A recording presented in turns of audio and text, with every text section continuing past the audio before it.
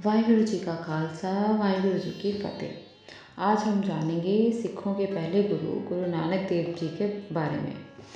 सिखों के पहले गुरु और सिख पंथ की स्थापना करने वाले श्री गुरु नानक देव जी का जन्म कार्तिक पूर्णिमा को राय भोई की तलवंडी 1469 ईस्वी में हुआ था, जो अब ननकाना साहिब पाकिस्तान में है।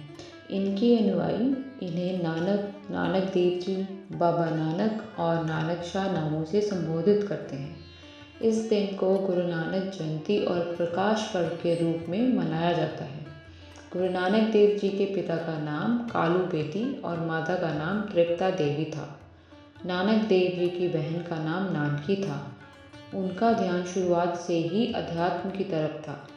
जब गुरु नानक देव बड़े हुए तो उनके पिता ने उन्हें गायों का ख्याल रखने की जिम्मेदारी दी, लेकिन नानक जी बीच बीच में ध्यान करने लग जाते थे और गाय दूसरे लोगों के खेतों में जाकर उनकी फसल खराब कर देती थी। ये सब देखकर गुरु नानक जी के पिता उनसे काफ़ी गुस्सा हो जाते थे, लेकिन गांव के लोगों ने गुरु नानक जी के साथ कई चमत्कारी चीज़ें होती देखी। इसके बाद गांव के लोगों को लगता था कि गुरु नानक जी ज़रूर संत हैं। नानक जी का विवाह माता सुलक्ष्मी से हुआ। उनके 2 पुत्र श्रीचंद और लक्ष्मीचंद थे।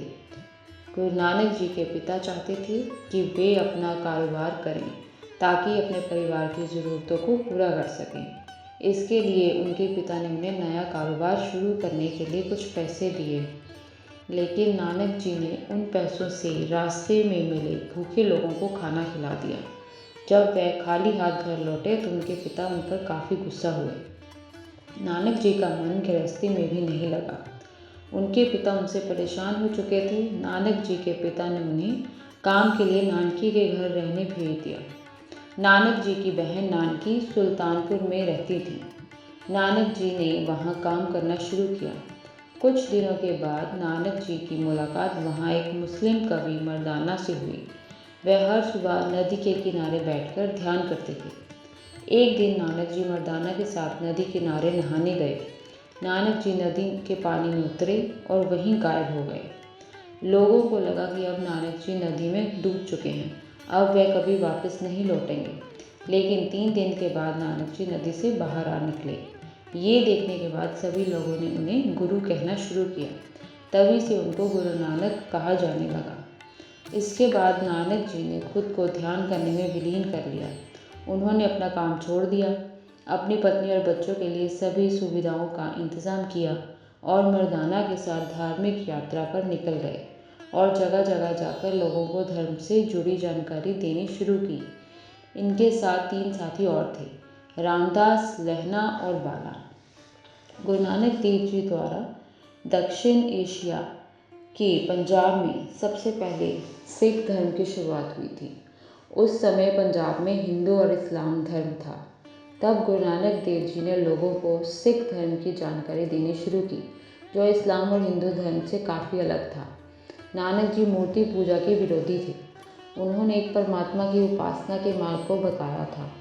यही कारण है कि उनके विचारों को हिंदू और मुसलमान दोनों धर्मों के लोगों में पसंद किया जाता है।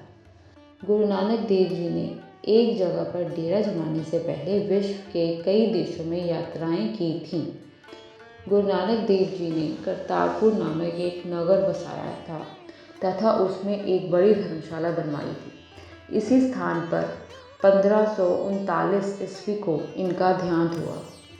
मृत्यु से पहले उन्होंने अपने शिष्य भाई लहना को अपना उत्तराधिकारी घोषित किया, जो बाद में गुरु अंगद देव जी के नाम से जाने गए। करतारपुर साहिब अब सिख समुदाय के लिए बहुत ही पवित्र तीर्थ स्थल बन गया है। गुरु नानक देव जी की शिक्षा और उनके उपदेश आज भी लोगों को जीने की राह दिखा रहे हैं। उनके उपदेशों पर चलने वाला बहुत बड़ा सिख समुदाय आज भी पूरे विश्व में गरीबों को लंगरों के माध्यम से खाना खिलाकर मानवता की सच्ची सेवा कर रहा है।